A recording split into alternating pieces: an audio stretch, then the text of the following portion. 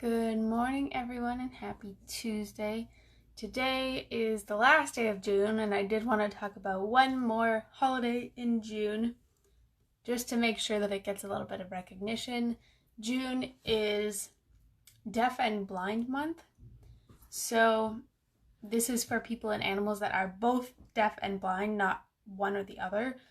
And it's also they planned it in June because June is the birth month of Helen Keller, who is probably one of the most famous people who ever lived with deaf blindness. And it was originally planned in June following a national proclamation that was passed unanimously by Parliament in 2015. A committee of consumers, service providers, and supporters are working in partnership for the first time to spread the word about deaf blindness. So there is a page on the Canadian Deaf Blind Association page, and if you haven't seen it, I highly suggest it because they have events all month long, and I know now it's the end of the month, but for next year you'll be ready. But in animals, it's less common for them to be both. However, it's a lot more common in senior pets because they are more likely to develop cataracts and their hearing starts to get weaker when they get older. But for really young puppies, this is a really big struggle because most people won't want to adopt them and they're classified as special needs. So typically they only give them to people who have adopted a lot of dogs from them before because they know that they have everything that they need and they are a little more advanced than the rest of us. Because these puppies can't respond to vocal cues like most people use with their puppies or kittens or hand signals. You can wave your hands around all you want, but they're not going to understand what you're saying. So these animals typically benefit from having a companion animal. So sometimes it's of the same species and you'll see, kittens from the same litter. One of them kind of takes over guiding for the deaf-blind kitten. But I've also seen it in animals that live on farms. And sometimes it's, the dog is deaf and blind, so they make a goat friend. And the goat will show them around. And it's always so heartwarming to see when one of the other dogs steps up or the other animals on the farm steps up to be their guide. But quite often they do have a very difficult life. When they are deaf and blind, some of them do end up getting their eyes removed because they can't see anything, but they're much more likely to get injuries or infections or anything like that because they're not as concerned with keeping their eye as moist as possible. I know a lot of people don't like that word for whatever reason, but they're more likely to get dry eye. But these types of animals are still full of love and still love life, but they just need a little extra tender love and care. So I just wanted to talk about them for a minute.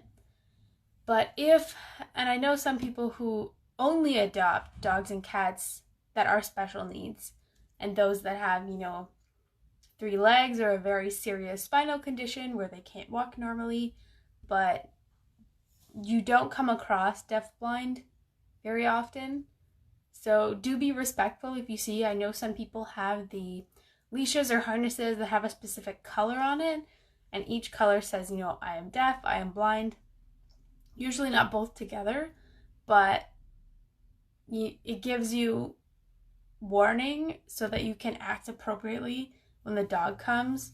Like, don't try and reach out and pet them right away because they won't sense you coming in to pet them because they can't see you.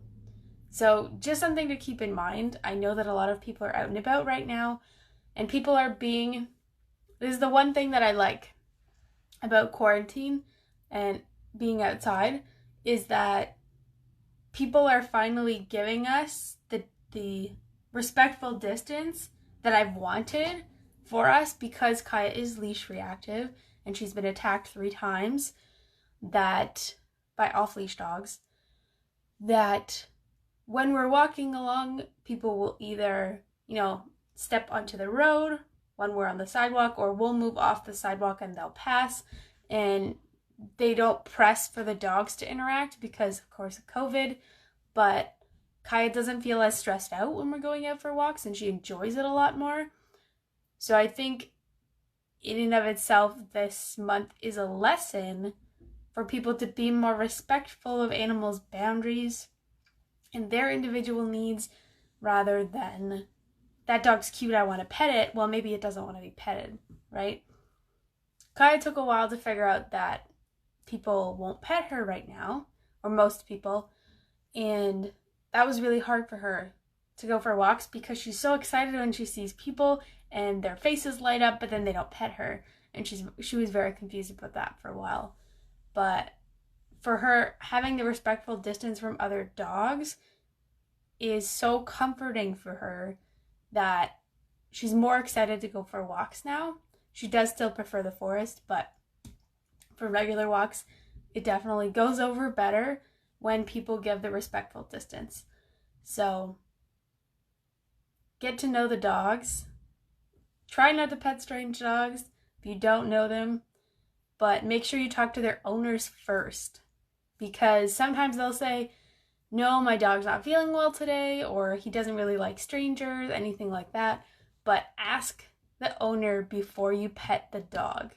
Very simple, because you could have a deaf-blind dog that won't see you coming, and then the owner will know how to let the dog know that it's going to be petted, rather than stressing it out by having a stranger all of a sudden just touching it.